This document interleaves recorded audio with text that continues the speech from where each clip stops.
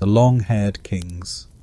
In the twilight of the Roman world, as marble colonnades crumbled and legions melted away, new rulers emerged from the forests and river valleys of northern Europe. Among them stood the Merovingians, a dynasty unlike any other, part warlord, part mystic, part legend. They were remembered not only for their crowns but for their hair, flowing long and untamed, a mark of sacred kingship. Chroniclers of the early Middle Ages wrote with fascination and unease. These kings, draped in their uncut locks, seemed to carry both barbarian vigour and divine election. Picture Gaul in the 5th century. Roman villas stood in disrepair, their mosaics chipped, their granaries looted by passing armies. Towns shrank into fortified refuges. Out in the countryside, villages huddled against the threat of raids.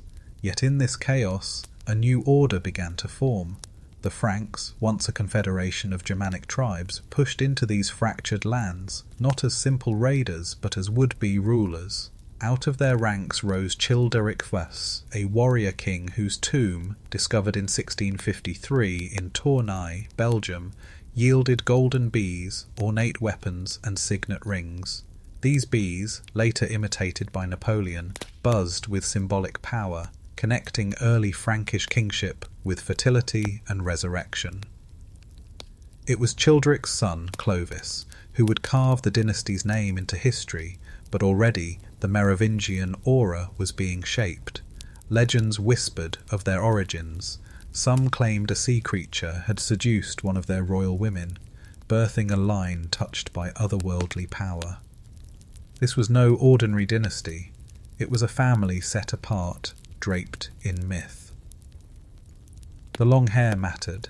In a time when most men wore theirs cropped for battle, the Merovingians' uncut hair symbolized more than vanity. It was sovereignty itself.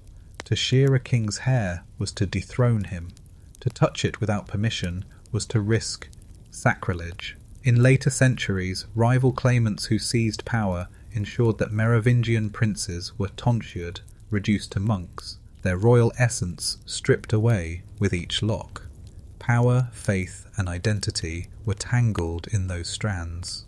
We might smile at such symbolism today, yet the idea of sacred hair is hardly unique. Samson's biblical strength was bound to his locks, and shamans in cultures from Siberia to the Americas treated hair as a spiritual antenna. For the Franks, the Merovingians' long hair proclaimed them not only kings, but conduits between worlds, the human and the divine, the martial and the mystical. Scholars still debate whether this aura of otherworldliness was a carefully constructed political tool or a genuine survival of pagan ritual belief. Was the dynasty consciously crafting its mystique to hold a fragile realm together, or were they themselves half-believers in the myths that swirled around them? Whatever the answer, the Merovingians began their reign as liminal figures, standing between Rome's ghost and medieval Europe's birth, wielding both the sword and the story. And from the very beginning, stories of mystery and conspiracy clung to them like ivy around ruined stone. Clovis and the holy oil. If Childeric's tomb glittered with the relics of a pagan warlord, it was his son Clovis who would forge the dynasty's claim to Christian kingship. The year was 496, or perhaps 498, depending on which chronicle we trust, when Clovis, king of the Franks, knelt before Bishop Remigius of Reims and received baptism. In that moment, legend tells us, not only water, but heaven itself descended. The story runs like this. As the sacred ceremony began, the holy chrism prepared for anointing was missing. Panic spread among the clergy. How could they baptize a king without the oil that signified divine grace? Yet, at the last moment, a white dove fluttered down from above, carrying a vial of sanctified oil, the Sainte Ampoule. With this miraculous substance, Clovis was anointed, linking him to a higher power and setting him apart as more than just a tribal chieftain. The event would echo across centuries. French monarchs from the Middle Ages to the Revolution claimed legitimacy through that same vial of oil preserved in Reims Cathedral. During coronations, It was carefully mixed with fresh chrism to anoint each new king. Even Napoleon, who sought to break from old traditions, invoked the memory of Clovis when crafting his own imperial myth. Mainstream historians, cautious as always, remind us that the dove and the ampule may have been later embellishments, pious inventions added to bolster the dynasty's Christian credentials. What we can say with certainty is that Clovis's conversion was a turning point. By embracing Catholic Christianity rather than the Arian faith followed by many Germanic tribes, he aligned himself with the majority of his Gallo-Roman subjects and with the Church of Rome. The political calculation was sharp. In uniting his fractious peoples under one faith, Clovis carved out a more durable foundation for rule. But Clovis was not simply a pious king. Accounts by Gregory of Tours paint him as cunning, ruthless, and pragmatic. After his baptism, he wasted no time using his newfound faith as a weapon. He presented himself as God's chosen defender, crushing rival kings and expanding his territory in battles that he framed as holy wars. At the Battle of Vouillé in 507, Clovis defeated the Visigoths, cementing Frankish control over much of Gaul. Even so, strange details linger at the edges of his story. Chroniclers note that before his conversion, Clovis prayed to pagan gods, swearing by the name of his ancestors. His queen, Clotilde, a Burgundian Christian, had long urged him toward baptism, but his hesitancy suggests a man straddling two worlds, the pagan past and the Christian future. Some fringe theories go further, speculating that Clovis never fully abandoned the old ways, but cloaked them under a Christian veneer. The holy oil itself became a symbol not only of legitimacy, but of secrecy. During the French Revolution, when mobs destroyed much of the sacred ampule, monarchists claimed a priest had preserved fragments in secret. Those fragments, they insisted, were later used to anoint kings of France during the Restoration. Scholars still debate whether such stories are fact, wishful thinking, or deliberate myth-making. For the Merovingians, the baptism of Clovis served as both a foundation myth and a cover. It masked their pagan roots under a divine mandate and opened the door to centuries of intertwining legend. With a vial from heaven itself, their dynasty could be seen as not merely royal, but sacred, chosen by God to shepherd a broken land into a new age. Bloodlines and beasts. Dynasties thrive on stories of origin, and for the Merovingians, their beginnings were cast not in the sober ink of chronicles, but in the shimmering haze of myth. To explain their singular aura, their rivals and their supporters alike spun tales of strange couplings, of kings whose veins carried not just human blood, but something more mysterious, something older, perhaps even monstrous. The tale most often repeated concerns Merovec, the semi-legendary progenitor from whom the dynasty took its name. According to one version preserved in medieval chronicles, Merovec's mother, while swimming in the sea, was visited by a creature called the Kinotaur, literally the five-horned bull. Whether this being was imagined as a sea monster, a pagan deity, or some half-forgotten god of fertility, the story insists that her child carried within him both Frankish heritage and otherworldly essence. The Merovingians, then, were not entirely of this earth. Such stories may seem bizarre to modern ears, but they echo wider patterns in ancient kingship. Egyptian pharaohs traced their bloodlines to gods. Roman emperors claimed descent from Venus through Aeneas. Japanese emperors from the sun goddess Amaterasu.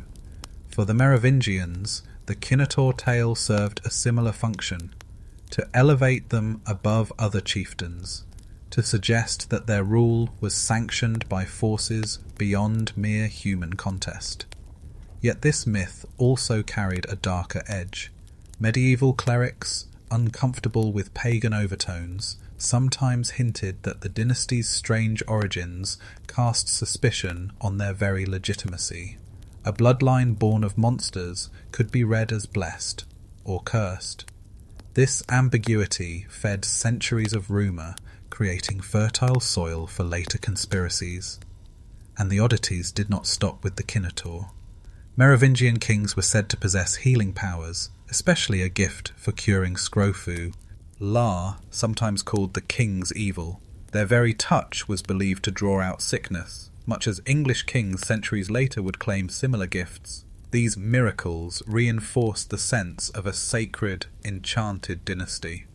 Archaeological finds reinforce the strangeness. Graves of Merovingian elites often contain not only weapons and jewellery, but curious charms, amulets, carved stones, fragments of animal bone. Were these remnants of pagan ritual, or simply the keepsakes of warriors who lived in a world where Christianity and ancient folk belief mingled uneasily? Scholars still debate whether these objects reveal a secret, enduring paganism at the heart of Merovingian rule, or whether they were harmless symbols misinterpreted by modern eyes. Even the dynasty's enemies seemed both repelled and fascinated by these bloodline legends. The Carolingians, who eventually supplanted them, mocked Merovingian claims to divinity, portraying them as do-nothing kings, impotent rulers who sat idle while their stewards seized real power. And yet, in undermining their authority, the Carolingians also ensured that the aura of mystery lingered. A fallen dynasty with whispered, monstrous origins is often more captivating than one with tidy, respectable beginnings. If Clovis's baptism had offered a Christian gloss to Frankish rule, the older stories of sea beasts and enchanted blood never quite faded.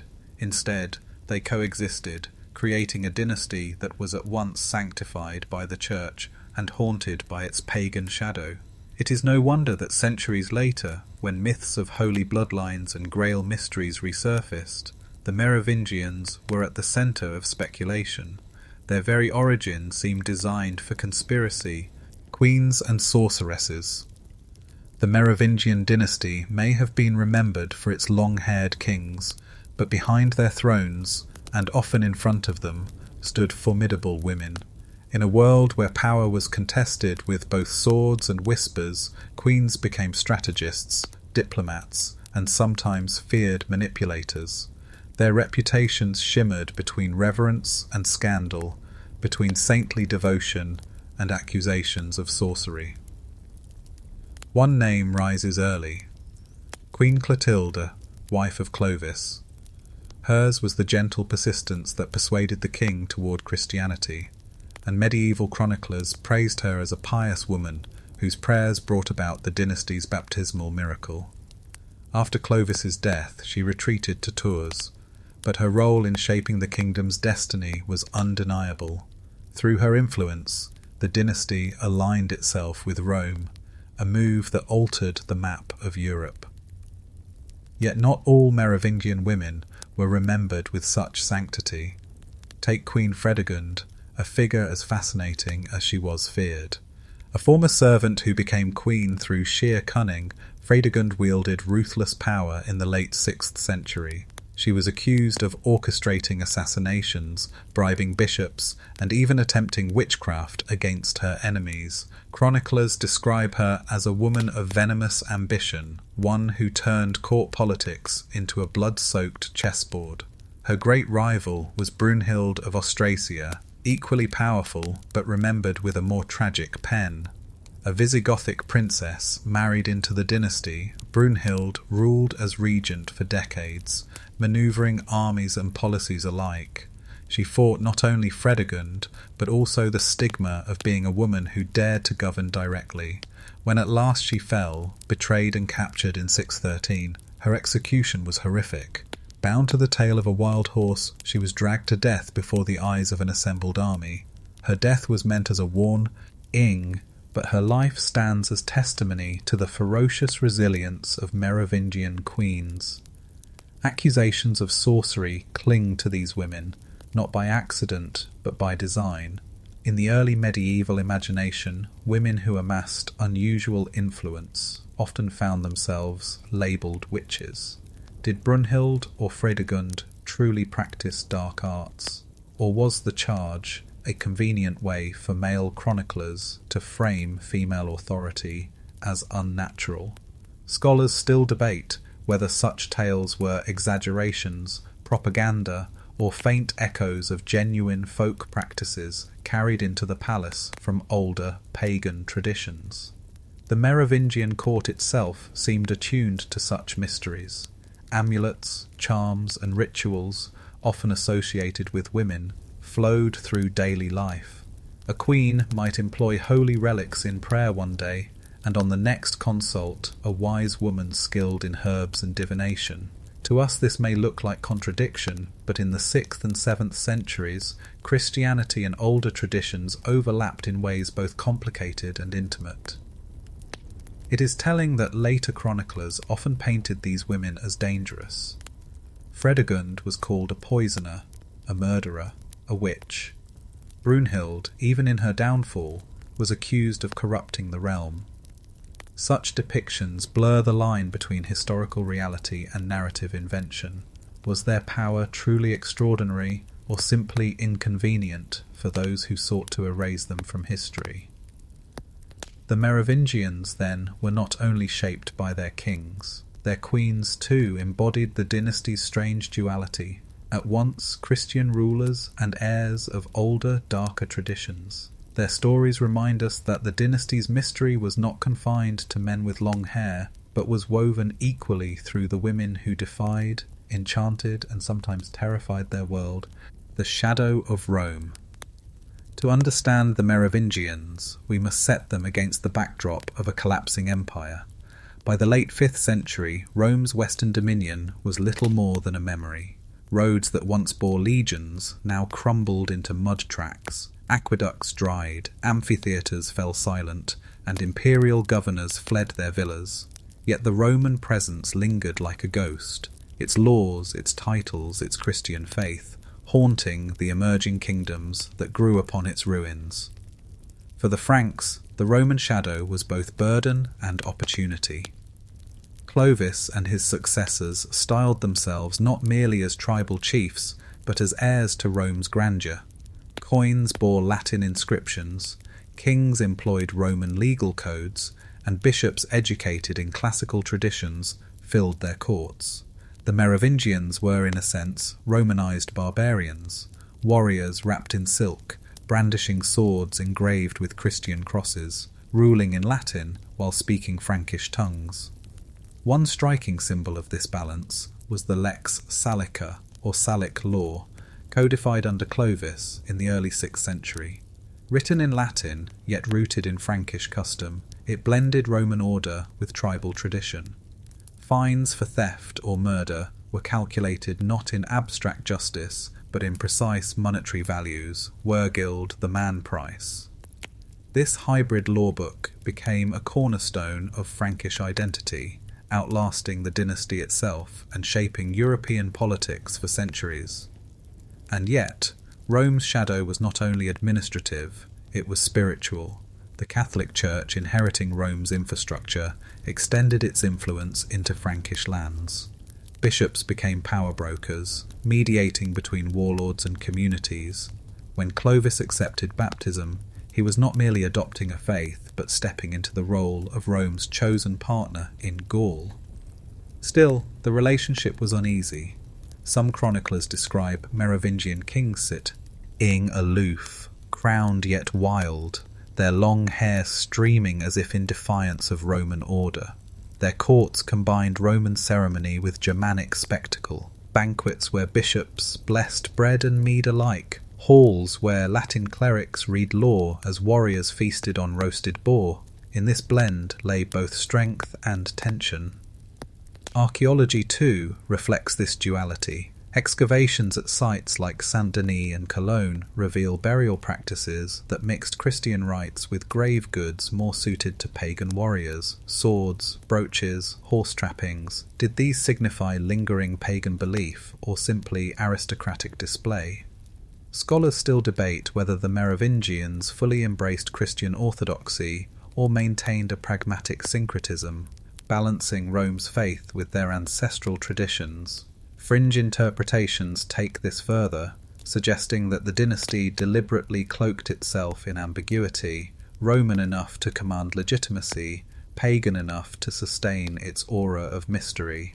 This liminal position, some argue, made them both indispensable and suspect to later chroniclers. They were heirs to Rome, yet never quite Roman, Christian kings, yet never entirely free of their older gods. The Merovingians ruled, then, in a twilight world, between Empire and Middle Ages, between Roman law and tribal custom, between church blessing and whispers of sorcery. It was within this shadowed landscape that their legend deepened, for mystery thrives in places where two worlds overlap. Dagobert's rise. Among the long-haired kings, one figure shone with particular promise, Dagobert I, who reigned from 629 to 639. His story illustrates both the heights to which Merovingian kings could rise and the shadows that already gathered around their throne. By the 7th century, Frankish realms had fractured into sub-kingdoms, Neustria in the west, Austrasia in the east, Burgundy to the south.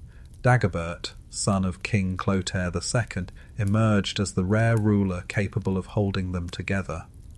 Dagobert's reign was remembered for its unusual vigour.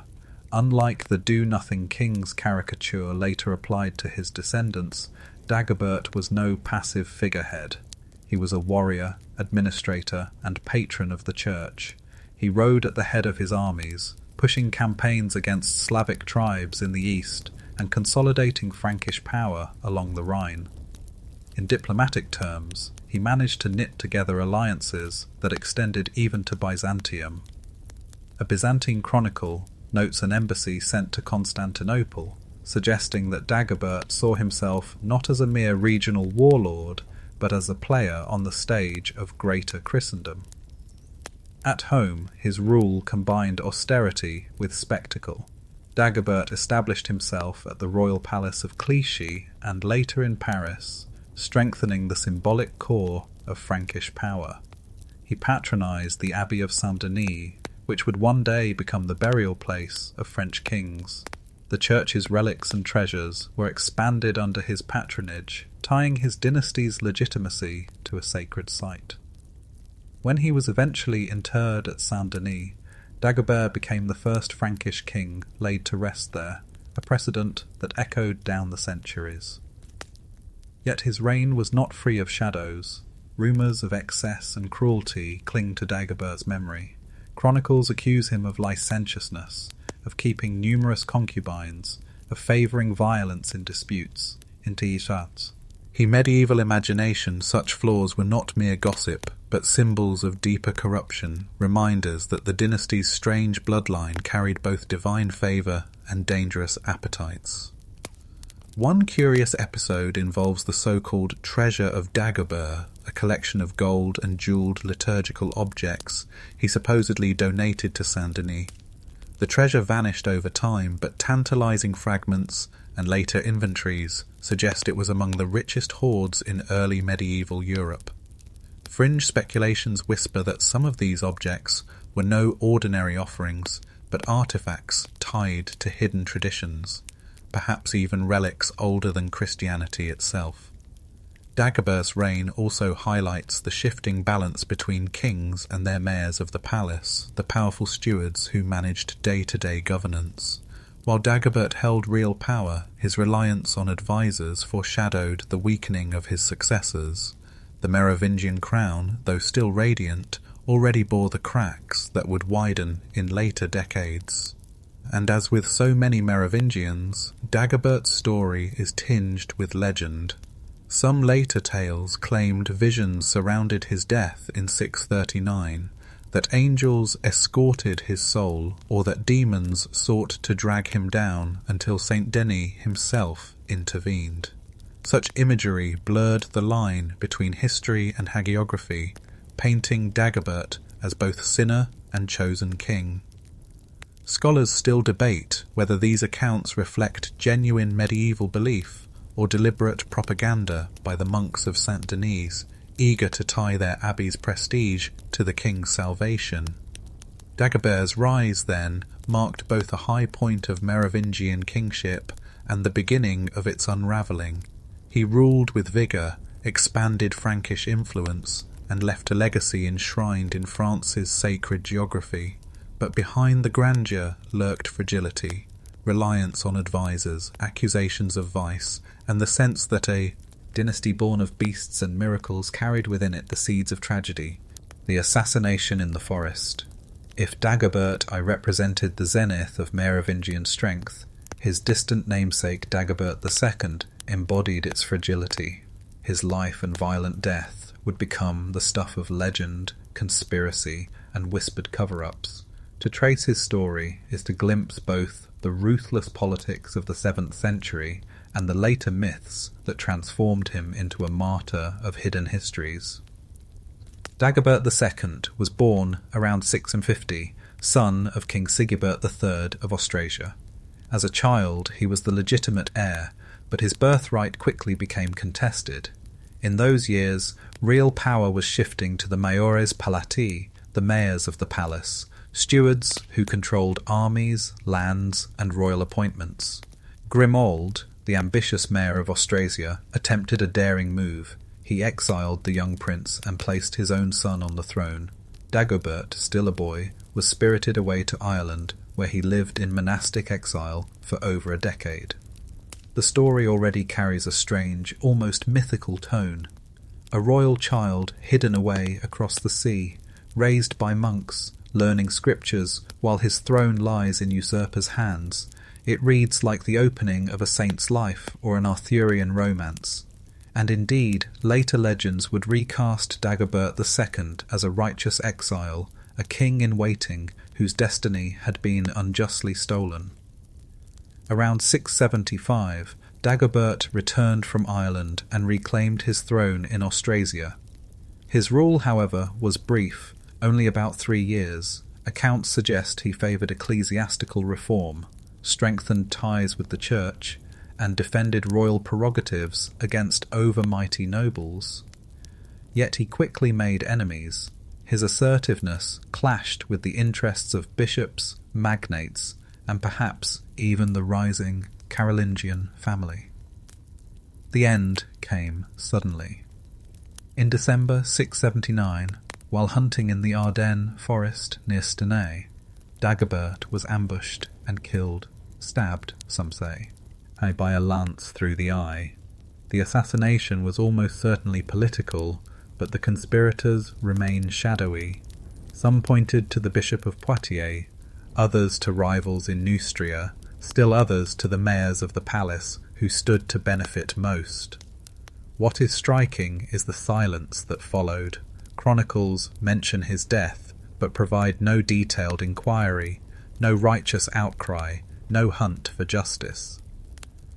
Into that silence crept mystery. The forest of Stenay became a place of whispered pilgrimage. Dagobert was venerated as a martyr, killed not merely for politics, but as a righteous king struck down by treachery. In later centuries, a basilica was erected in his honour at Stenay, suggesting that memory of his death carried enduring spiritual weight. His cult as a saint grew, though uneasily, often sidelined by official church hierarchy.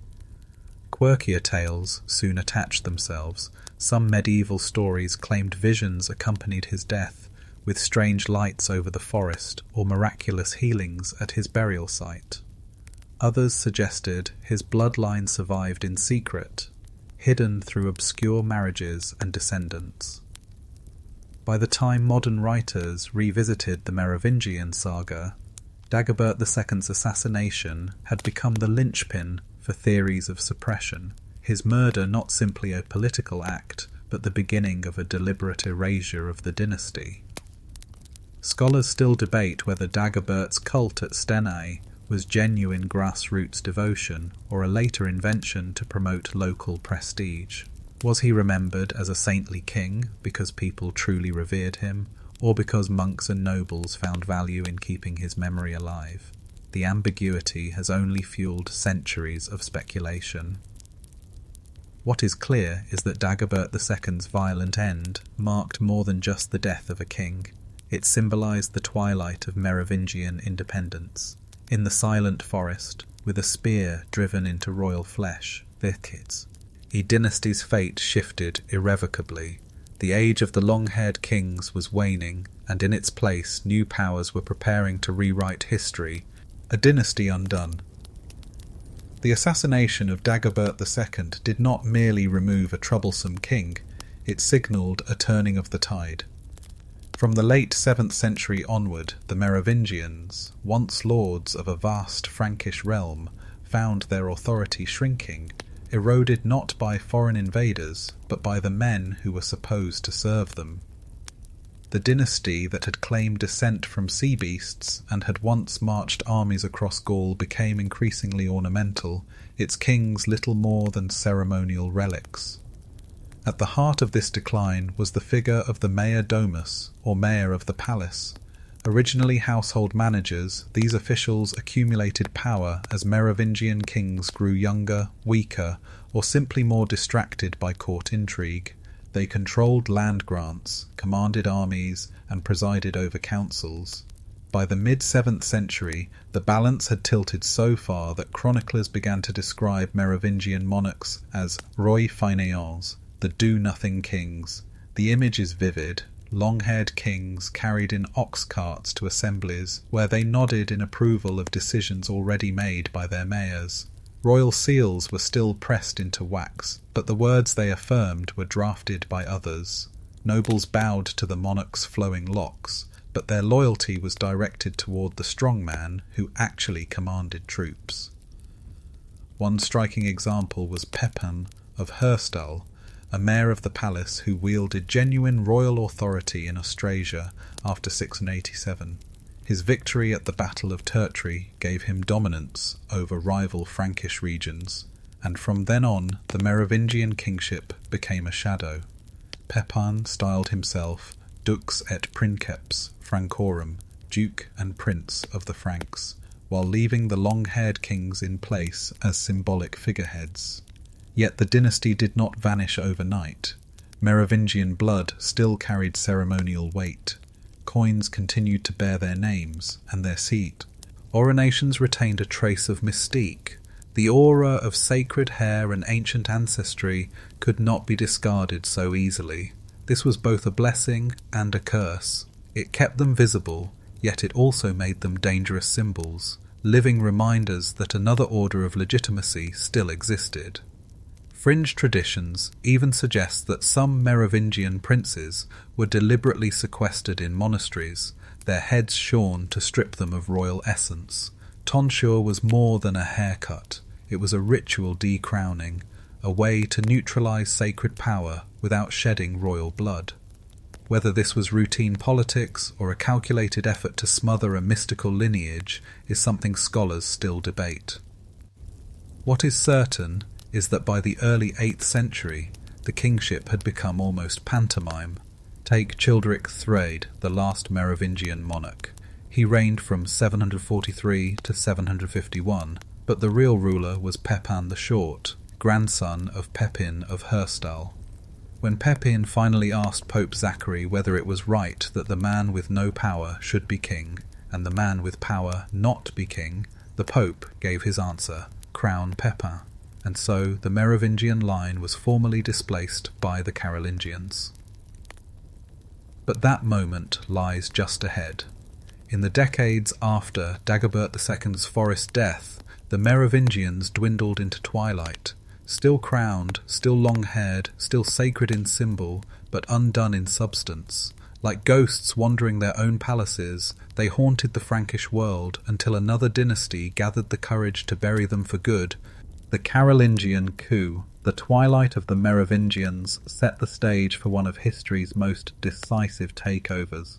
It did not come with the clang of swords on the battlefield, but with the subtler stroke of papal blessing and the careful rewriting of memory. This was the Carolingian coup, the moment when the dynasty of long-haired kings was quietly dethroned and replaced by a family that would give Europe Charlemagne. At its heart was Pepin the Short, son of Charles Martel, the famed warrior who repelled Muslim forces at the Battle of Tours in 732. By Pepin's time, the fiction of Merovingian authority had stretched thin. The last king, Childeric III, reigned in name only, while Pepin commanded armies, levied taxes, and negotiated treaties. Yet Pepin understood something crucial. Power alone was not enough. In an age when divine sanction mattered as much as military might, he needed legitimacy. And so, around 751, Pepin turned to Rome. He posed a question to Pope Zachary that was both simple and devastating.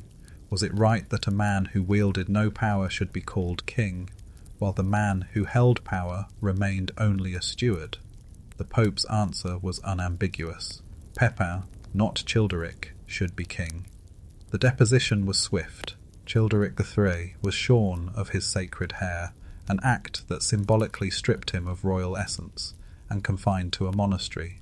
Pepin was crowned, not just by Frankish nobles, but with papal approval, inaugurating the Carolingian dynasty. In one stroke, centuries of Merovingian mystique were swept aside, replaced by a new order that tied royal legitimacy directly to the church. Yet coups do not succeed on politics alone, they require control of memory. The Carolingians and their clerical allies launched a subtle campaign of historical revision. Chronicles increasingly painted Merovingian kings as héroi fainéants, do-nothing monarchs who frittered away their days while mayors of the palace bore the real burdens of rule. The long-haired kings, once sacred figures, were reduced to symbols of decadence and obsolescence. Fringe thinkers point out the suspicious neatness of this narrative.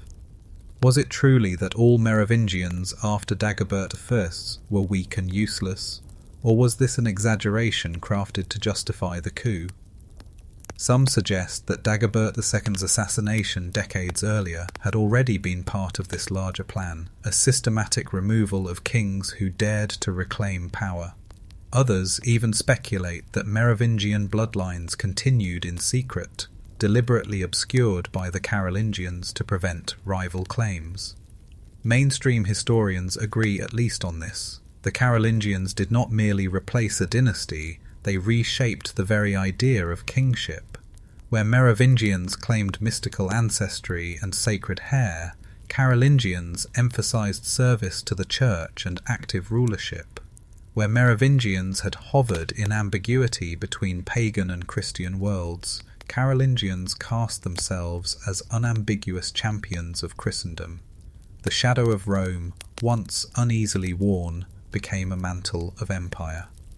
Still, the speed and silence of the coup remains striking. No great rebellion, no civil war, no mass resistance marked Childeric's fall. It was as if the long-haired kings had already been erased in spirit before their bodies were removed. Scholars still debate whether this reflects genuine decline or a deliberate suppression of their legacy, and so the Merovingians passed into twilight. But unlike other fallen dynasties, their story did not fade cleanly. Legends of lost treasures, miraculous origins, and bloodlines destined to return lingered in whispers. By toppling them, the Carolingians may have hoped to bury them.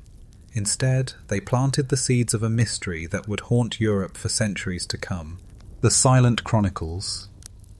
When dynasties fall, they rarely disappear without a trace. Records, monuments, and oral traditions normally preserve fragments of their story. Yet with the Merovingians, something curious occurs. A silence, a muting, a vanishing act within the very pages of history. What should have been a continuous record becomes patchy, with gaps large enough to invite suspicion. It is as if the dynasty was not only toppled, but deliberately forgotten. Contemporary chronicles illustrate the strangeness. Gregory of Tours, writing in the late 6th century, provided vivid detail about Clovis and his successors, wars, baptisms, miracles, and scandals alike. But by the 8th century, when the Carolingians assumed control, the narrative thins. Kings once treated with elaborate reverence are now sketched in caricature, idle, powerless, irrelevant, Whole decades pass with little more than a name and a perfunctory note. It is not the absence of kings, but the absence of memory. This silence grows more intriguing when compared to other dynasties. The Visigoths in Spain, the Lombards in Italy, even minor dukes in Bavaria, all left more continuous narrative threads. Why then do the Merovingians fade into muffled echoes? Was it merely that their kings became politically irrelevant, or was there a conscious effort by Carolingian scribes to erase their predecessors from the scrolls of legitimacy? Scholars still debate whether the gaps are accidental or deliberate. Consider the Liber Historiae Francorum, composed around 727. This anonymous chronicle, often thought to favour Austrasian nobility, glosses over Dagobert II's existence almost entirely. His assassination, his cult at Stenay, his exile in Ireland, all receive little attention, as though his reign had been inconvenient. For later conspiracy theorists, such omissions became proof of a cover-up. Why else, they ask? Would a legitimate king vanish from the record unless his survival threatened the narrative of Carolingian supremacy? Even archaeology offers its silences. Merovingian tombs, once rich with grave goods, gradually disappear as royal burials shift toward Christian austerity. But the timing is uncanny. Just as their political influence wanes, so too do the material traces of their grandeur. Some fringe interpretations suggest treasures were hidden, not buried, spirited away into monastic vaults or secret refuges, awaiting a time when the dynasty might reassert itself. Quirkier still are the legends of missing documents. Medieval whispers speak of charters, genealogies, and royal decrees that vanished or were rewritten. A handful of monastic libraries even contain suspicious palimpsests, parchment where older writing was scraped away to make room for new text. Was this routine economy in an era of scarce materials, or a calculated effacement of Merovingian history? What remains is an impression of deliberate forgetting. The dynasty was not simply dethroned, it was muted, its voice hushed to a whisper in the corridors of medieval memory, and in that silence, mystery thrives. Where records end, legends begin. The Carolingians succeeded in their coup, but perhaps they underestimated the power of omission. By erasing so much, they left tantalizing voids. Into those voids flowed centuries of speculation, rumours of hidden bloodlines, secret relics, and dynasties waiting in the shadows. A silence intended to smother instead became an invitation, a canvas upon which imagination could paint relics and spearheads. If the chronicles grew silent, the relics began to speak. For in Merovingian Gaul, kingship was never just about thrones and treaties. It was about sacred objects that shimmered with power, tangible proof that heaven and history alike sanctified a ruler's claim. From jewelled chalices to legendary spears, the Merovingians tied their legitimacy to relics that seemed to anchor their reign in something older and deeper than mere politics. Foremost among these was the association with Saint Denis. As we saw with Dagobert I, the king's burial at the Abbey of Saint Denis was no accident. By intertwining their dynasty with the cult of a martyr who, legend said, carried his severed head through the streets of Paris, the Merovingians linked their bloodline to a saintly protector. The abbey soon became both shrine and treasury, housing gifts and relics that bound the dynasty to sacred memory. Yet stranger artifacts hover at the edges of the story. Chroniclers speak of the treasure of Dagobert, golden objects and sacred vessels donated to Saint Denis. Inventories from later centuries list bizarre items, ornate crowns, sceptres inlaid with precious stones, even objects of unclear purpose, perhaps older than Christianity itself. Some of these treasures vanished, others were melted down in later upheavals, but the idea lingers that among them lay relics of immense symbolic power. One relic in particular stands out, the Holy Lance, sometimes called the Spear of Destiny. Legends claim it pierced the side of Christ on the cross, and possession of it conferred divine authority to rule. Though multiple lances circulated across Europe, one in Vienna, one in Antioch, one in Rome. Some traditions tie an early version of the relic to Merovingian hands. Did Dagobert or one of his successors wield it? The evidence is thin, but the mere association deepened their aura. Fringe writers argue that the dynasty's legitimacy may have rested not only on baptismal oil and long hair, but on relics believed to bridge heaven and earth. Other objects cluster around their memory. There are stories of crystal spheres used for divination, of talismans inscribed with runes, of swords passed down with pagan as well as Christian blessing. Archaeological finds support at least part of this. Richly furnished Merovingian graves often contain strange amulets, beads of amber, miniature axes, animal bones, items far removed from orthodox Christian ritual. Scholars still debate whether these were personal charms, remnants of pagan ritual, or deliberate assertions of a mystical lineage. The Church, ever wary, both embraced and controlled these relics. On the one hand, bishops encouraged royal patronage of monasteries and shrines, binding the dynasty's treasures to ecclesiastical institutions. On the other, they were quick to reframe strange objects as Christian, glossing over any pagan associations. A golden cup might be called a chalice, a talisman, a reliquary, a sword, a holy weapon. In this way, the Merovingians' eclectic treasury was sanctified, but also sanitized. And yet, legends persisted. Whispered tales spoke of relics hidden away when the Carolingians seized power, objects too dangerous to be destroyed, too symbolic to be left in sight. Some even claimed these treasures were spirited out of France entirely, carried by secretive guardians to places unknown. Scholars still debate whether such tales are pure fantasy or faint echoes of real disappearances. What is certain is that relics, whether real or imagined, served as vessels for the dynasty's mystique. Each vanished spearhead, each lost chalice, each cryptic amulet became not just a forgotten artifact, but a story waiting to be told. And in those stories, the Merovingians lived on, their memory secured, not in ink but in the shimmer of sacred objects. Bloodlines in shadow. When Pepin the Short deposed Childeric III, the official line declared the Merovingian dynasty finished. The sacred hair was cut, the king was tonsured, and with that symbolic act, the age of the long-haired kings was over.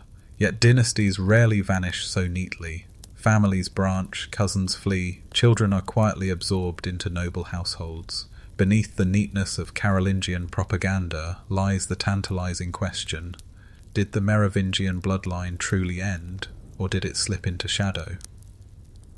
Mainstream historians acknowledge that Merovingian princesses married into noble houses across Gaul and beyond. Blood, after all, flows invisibly. A granddaughter of Dagobert II might have become a duchess in Bavaria. A cousin of Childeric III could have fathered a line of minor counts in Aquitaine. In the messy genealogies of early medieval Europe, it is almost certain that Merovingian blood intermingled with the aristocracy long after the dynasty's fall. But did these descendants see themselves as heirs, or did they simply dissolve into the fabric of the nobility? The shadows deepen with Dagobert II, whose contested reign and mysterious death left rumours of survival.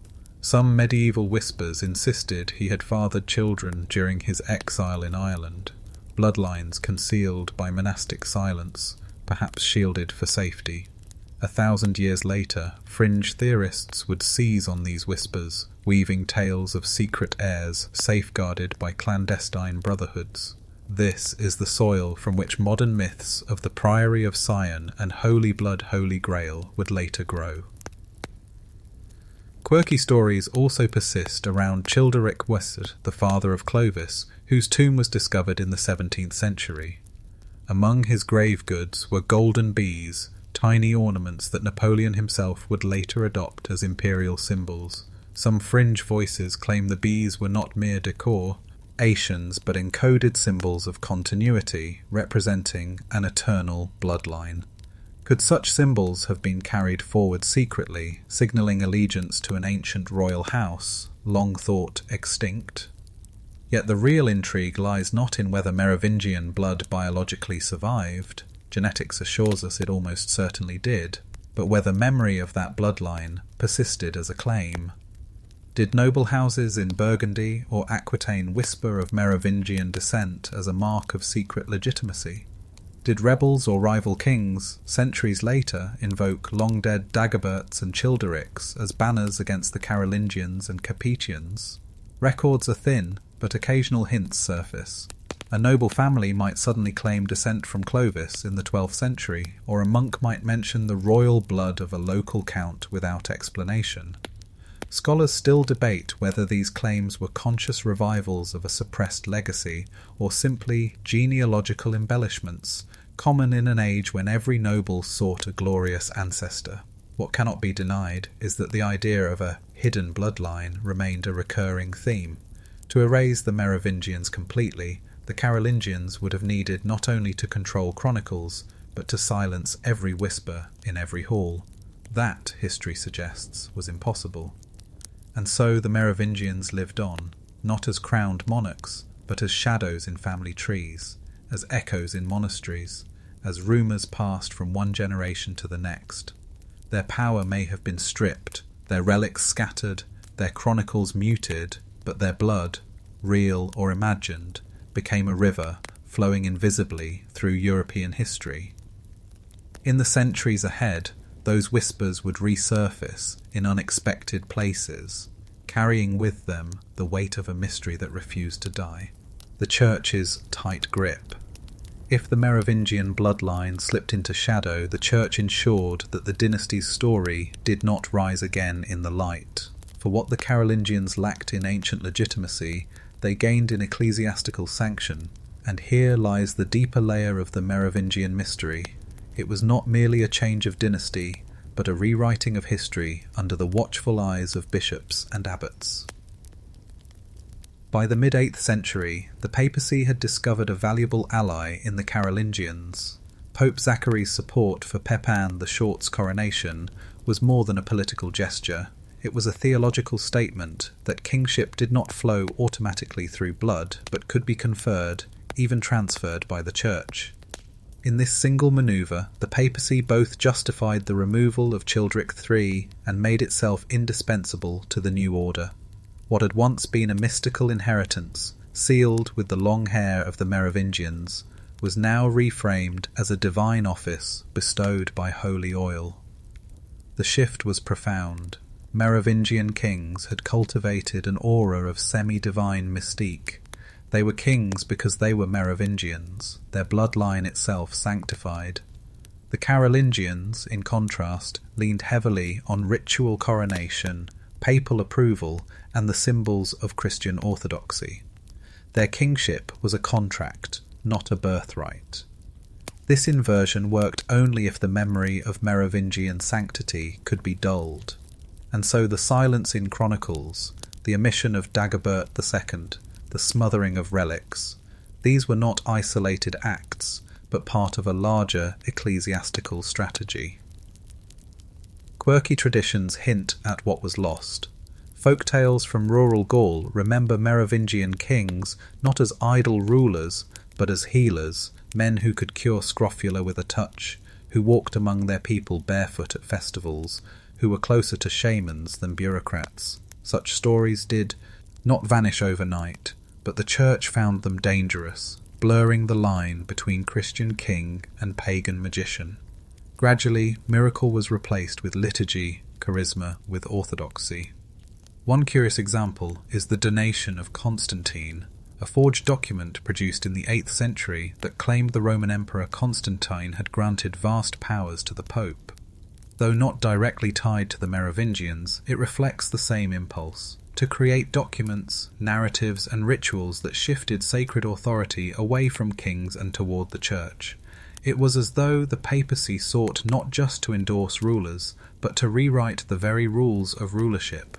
Scholars still debate whether this was calculated censorship or simply the organic evolution of medieval power. Were bishops consciously erasing a rival source of sacral authority, or were they merely tidying up the untidy pagan-Christian blend of Merovingian culture? Whatever the motive, the effect was clear. The Carolingians rose, the church tightened its grip, and the memory of the long-haired kings was muffled beneath layers of anointed ritual. And yet, as with all suppressed stories, echoes endured.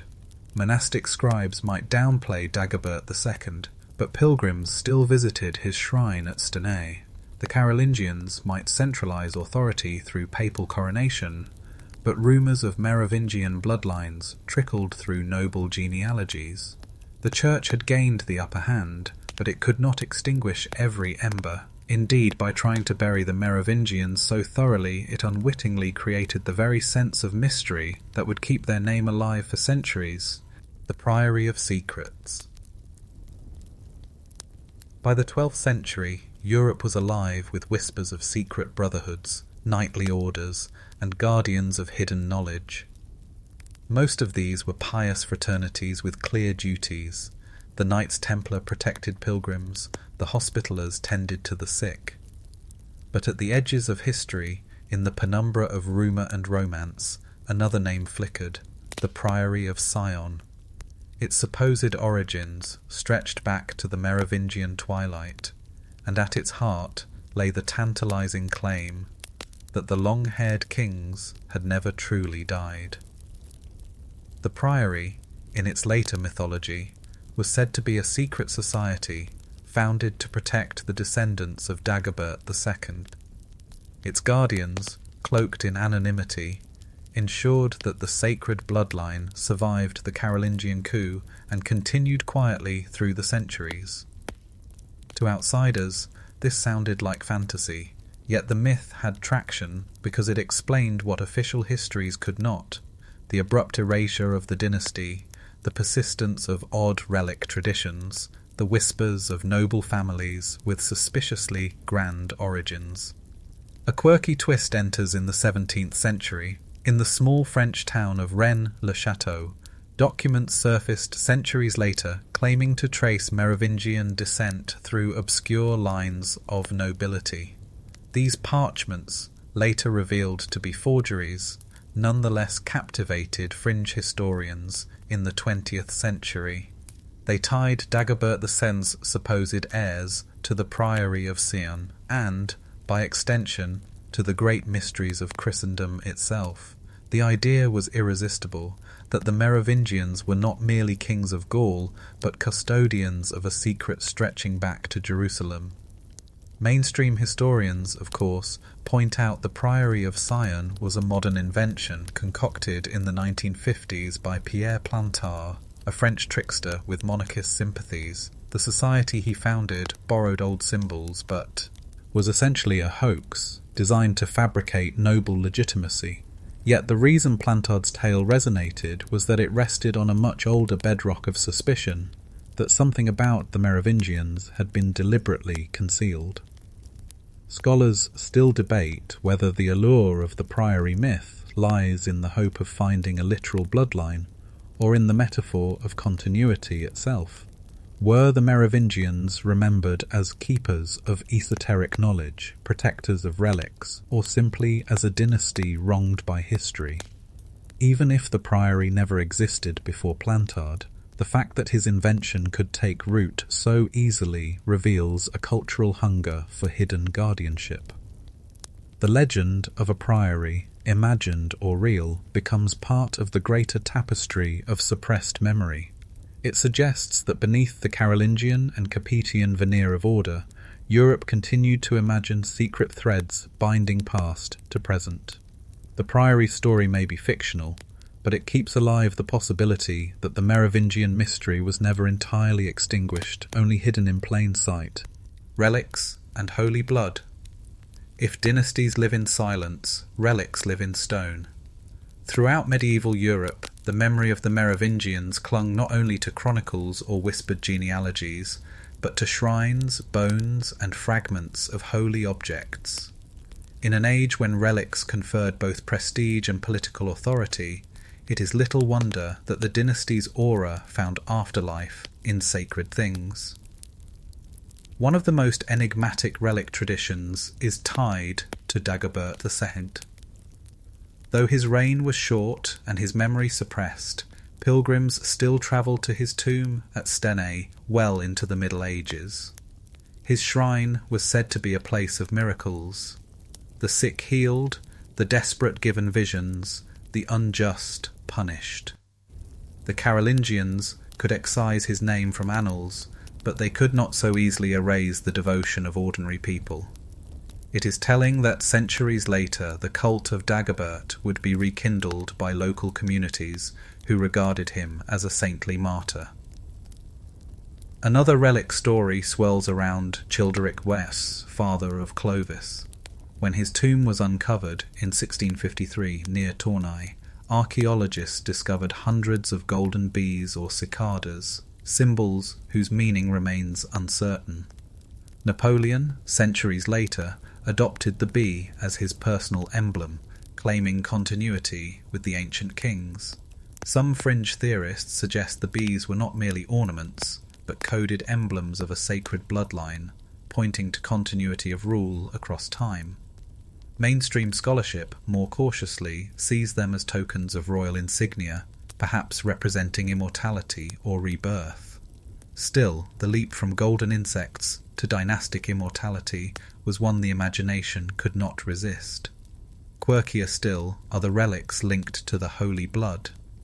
Medieval rumours tied the Merovingians to possession of sacred Christian treasures, grails, vials, even relics said to contain drops of Christ's blood. These tales, though unsubstantiated, later fueled the legends spun in modern times about the dynasty's supposed guardianship of esoteric knowledge. The connection between sang royal, royal blood, and sang real, holy blood, became a linguistic trick that blurred history with myth, turning the Merovingians into custodians not only of kingdoms, but of cosmic mysteries. Scholars still debate whether medieval devotion to Merovingian relics was primarily political, a means of resisting Carolingian control, or whether it reflected genuine belief in their sanctity. What cannot be denied is that relic veneration allowed the dynasty's memory to endure in ways the official record could not suppress. A pilgrim at Stenay or a local priest preserving a Merovingian grave was not merely remembering the past. He was reasserting that these kings mattered, that their sanctity lingered even when erased from parchment. And so, while chronicles grew silent, the stones of shrines and the glitter of relics carried the memory forward. The dynasty lived on in bees buried with kings, in bones kissed by pilgrims, in whispered associations with the blood of Christ. Whether fact or legend, relics made the Merovingians immortal, not as rulers of land, but as icons of a mystery that transcended history itself. The Grail conspiracy. By the 12th century, Europe was swept into a frenzy of legends, romances of knights, quests for sacred objects, and tales of hidden kingship. It was here, in the fertile soil of the High Middle Ages, that the Merovingians found themselves entwined with one of the most enduring myths of all time, the Holy Grail. The Grail first appeared in the stories of Chrétien de Troyes around 1180. At first it was not the chalice of Christ familiar to us today, but an enigmatic vessel carried in mysterious procession. Later writers, like Robert de Baron, Christianized it as the cup of the Last Supper, the same vessel that caught Christ's blood at the crucifixion. Yet even as its definition shifted, one theme endured. The Grail was linked to kingship, legitimacy, and the health of the land. A wounded king meant a barren kingdom. A restored Grail meant renewal. It is not hard to see why the suppressed memory of the Merovingians would latch onto this imagery. The lost bloodline of Dagobert II seemed to echo in the lost Grail, hidden away, waiting to return and heal a broken realm. Fringe thinkers later drew linguistic connections. Sang real, royal blood, became twisted into San Graal, Holy Grail. Thus, the Grail was not merely a cup, but a bloodline, a secret lineage stretching back through the Merovingians to Christ himself. One quirky medieval account feeds this suspicion. In Wolfram von Eschenbach's Parzival, the Grail is not a chalice at all, but a mysterious stone, guarded by a brotherhood of knights, whose leader bore the name Anfortas. Some modern interpreters have linked this odd version of the Grail to older traditions, even suggesting it concealed encoded references to dynasties and heirs. Though mainstream scholars argue the poem was simply allegory, the idea that the Grail was a hidden bloodline gained traction in later centuries. The Church, for its part, grew wary of the Grail legends. While it embraced saints' relics and biblical treasures, the notion of a rival, mystical source of kingship was dangerous. By the 13th century, Grail romances carried undertones of suppressed truths, quests that could not be spoken of openly, objects hidden from the world, rulers concealed until the appointed time. It is little wonder that later generations mapped these myths onto the Merovingians, the kings erased from memory, yet persistently refusing to vanish. Scholars still debate whether the Grail legends were ever intended as veiled commentary on dynastic legitimacy. Was Chrétien writing pure allegory, or did his audience hear in the Grail's hiddenness a reflection of real suppressed bloodlines? The ambiguity is part of the legend's power. Thus, by the close of the medieval period, the Merovingians had been woven not only into relic cults, but into the very fabric of Europe's greatest romance. They were not simply kings of a vanished line. They were ghosts haunting the Grail itself, an eternal promise that the blood of forgotten rulers might yet return, bearing renewal for a weary land. Church versus kings. If the Grail romances cast the Merovingians in myth, the Church cast them in shadow. From the earliest days of Clovis, when baptism bound the dynasty to Christianity, the relationship between kings and bishops was uneasy. The Merovingians owed their legitimacy to sacred oil and saintly blessing, yet their independence, long hair, pagan echoes, and stubborn autonomy often threatened the Church's monopoly on spiritual authority. The tension grew sharper after Dagobert II's assassination. His death in 679 was followed almost immediately by ecclesiastical silence.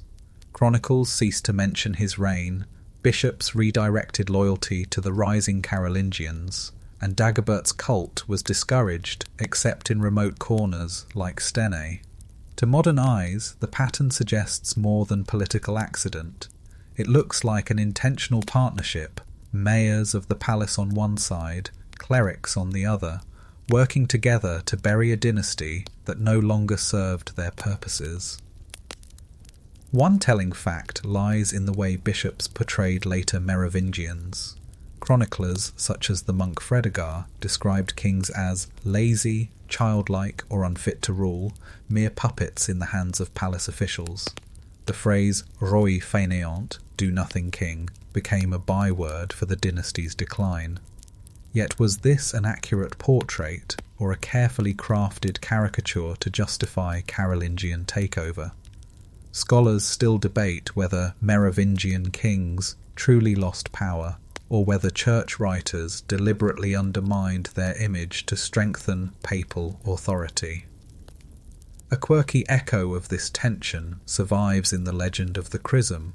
According to medieval tradition, the vial of holy oil used to anoint Clovis was brought down from heaven by a dove. This miraculous Saint-Ampoule became the emblem of divine kingship in France, used in coronations at Reims for centuries. But notice the twist. The vial's miracle was claimed by the church, not by the Merovingians. It gave the bishops authority to anoint, and thus authority over who could rule. By exalting the miracle, the church subtly shifted power away from bloodline and into ritual, away from Merovingian inheritance toward papal blessing. This conflict climaxed with the papacy's alliance with Pepin the Short. When Pepin deposed the last Merovingian king in 751, Pope Zachary's blessing provided crucial legitimacy. The Pope declared that it was better for the man who held power to have the title than for a powerless king to keep it. In that single judgment, centuries of Merovingian tradition were undone. The Church had effectively declared that sacred oil and ancient bloodlines mattered less than papal approval. And yet, the Church could never quite erase the memory it sought to dominate. Local saints' cults clung to Dagobert. Relics linked to Merovingians retained power among common folk. Rumours whispered that the Church had covered up inconvenient truths to elevate its favoured partners. Thus the Merovingian mystery deepened. Were they erased because they were weak rulers, or because their lineage threatened to compete with papal supremacy? Was their decline natural or engineered? Scholars still debate whether the dynasty fell to its own inertia, or whether the Church and Carolingians together orchestrated history's most successful cover-up.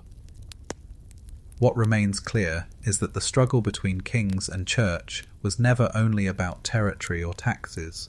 It was about the very source of legitimacy, bloodline or blessing, ancestry or sacrament.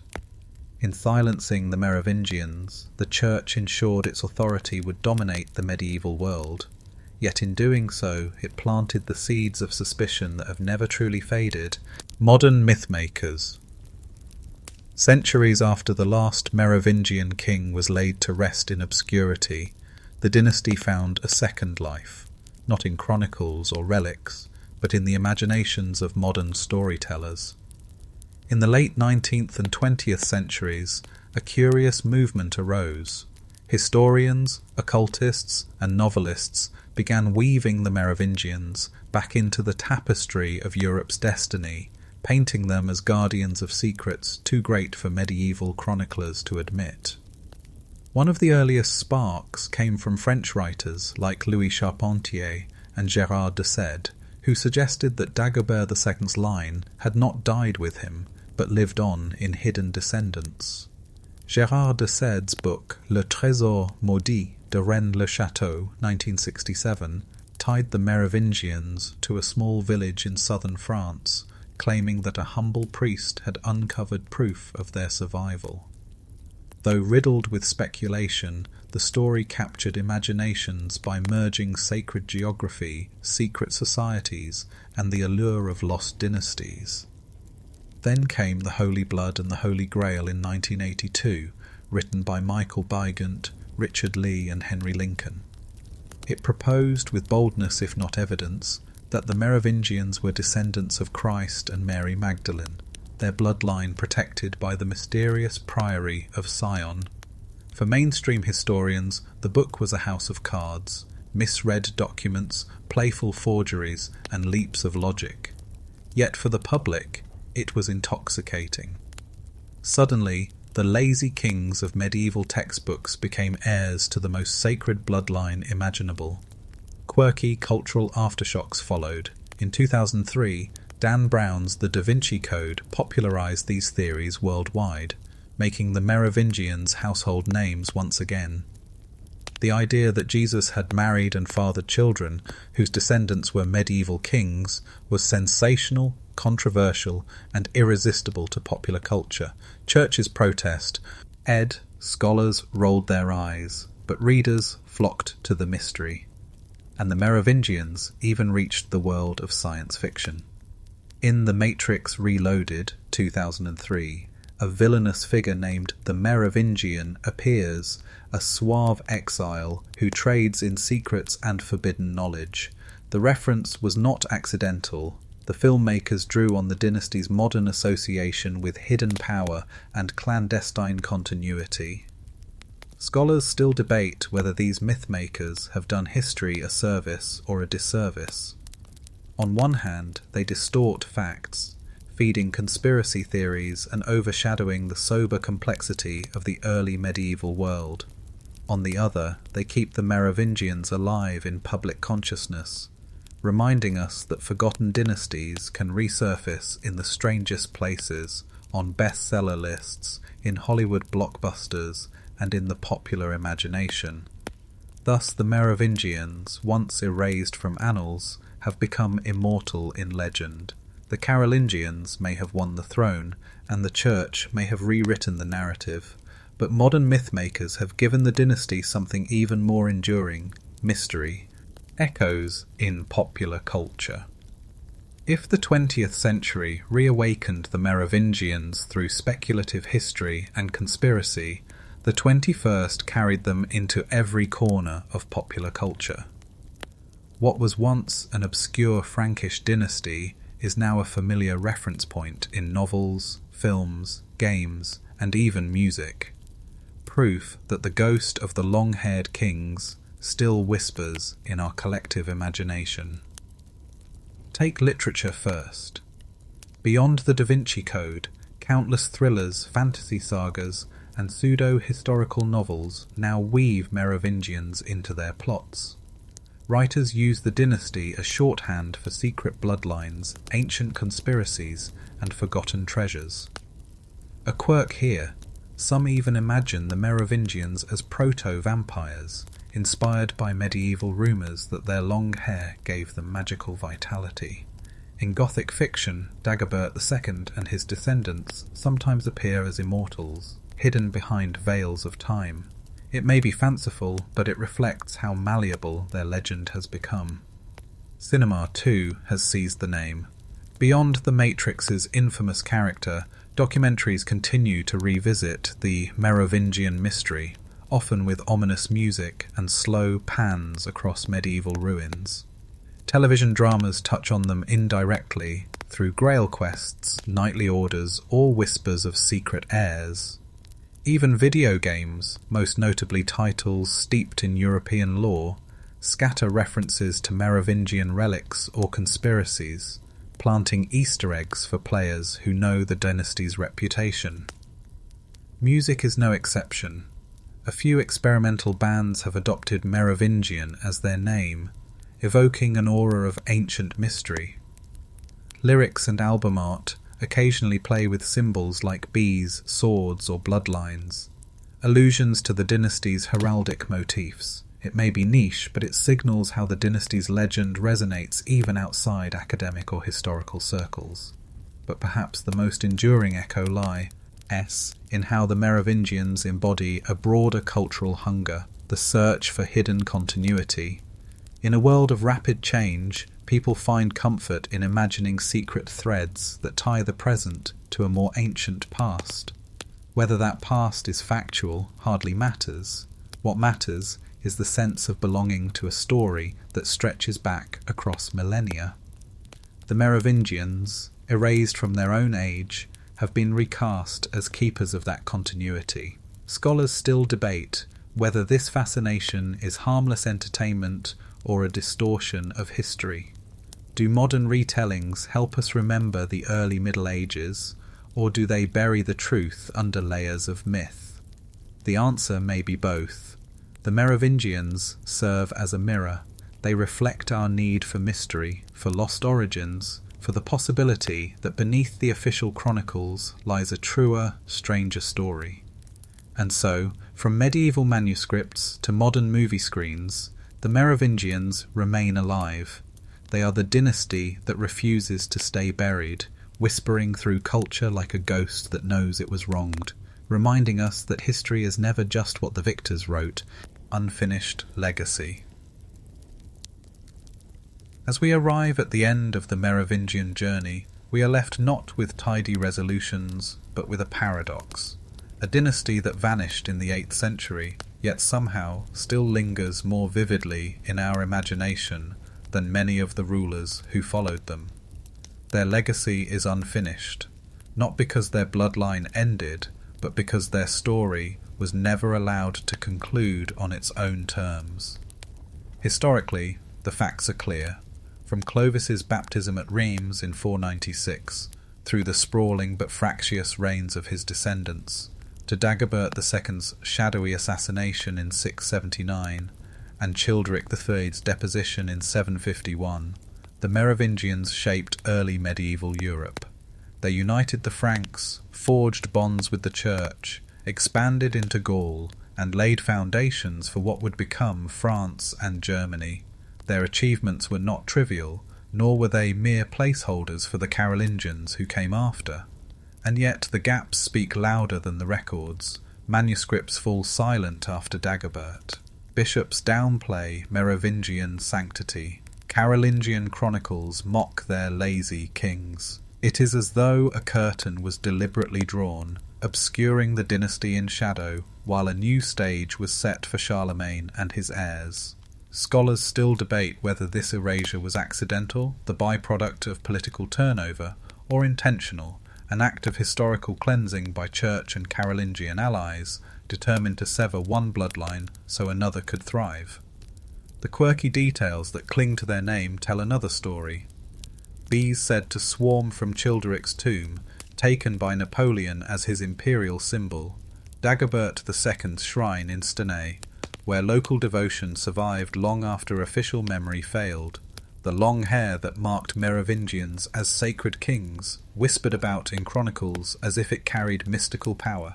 Even in their obscurity, the dynasty collected symbols too vita and Ibrant to die. And then there are the myths, modern and medieval, that refuse to let go. Tales of Grail bloodlines, hidden heirs, and priories of Sion. Stories of sacred oil carried by doves, or of kings who never truly died. These legends may not withstand scholarly scrutiny, but they testify to a deeper truth. The Merovingians satisfy a hunger for mystery, for continuity, for the sense that history conceals as much as it reveals. What, then, is the unfinished legacy? Perhaps it is this, that the Merovingians embody the tension between history and myth. They remind us how fragile the written record can be, how easily power can rewrite memory, and how stubbornly forgotten peoples and dynasties can resurface when least expected. Their absence from medieval annals is itself a kind of presence, a gap that invites speculation, a silence that begs to be filled. In the end, the Merovingians may not need to be rediscovered as bloodlines or Grail guardians. Their true legacy lies in the questions they raise about who controls history, about what is remembered and what is erased, and about how myth, fact, and longing intertwine. Their story remains unfinished because it continues to be written, not just by historians, but by every novelist, filmmaker, and dreamer who sees in them a glimmer of something more. And perhaps that is the ultimate cover-up revealed, not that the Merovingians were Christ's heirs, nor that they guarded a sacred treasure, but that they were simply human rulers whose memory was reshaped by centuries of need. A dynasty at once ordinary and extraordinary, silenced yet never silenced, erased yet endlessly reborn. Conclusion. The Merovingian mystery endures because it lives at the crossroads of history and legend. On one side we see the dynasty as it was, a family of kings who united the Franks, navigated fragile alliances with the Church, and gradually ceded power to ambitious palace mayors. On the other, we see the dynasty as it has become, keepers of hidden bloodlines, symbols of forgotten legitimacy, figures woven into modern myth. Between these two lies the space where memory and imagination meet, a space history can never fully close. Perhaps this is why the Merovingians still capture us. They embody the sense that beneath official chronicles runs a secret current, a reminder that history is never final. Their legacy remains unfinished, not because they were forgotten, but because they were too strange, too symbolic, to ever truly vanish,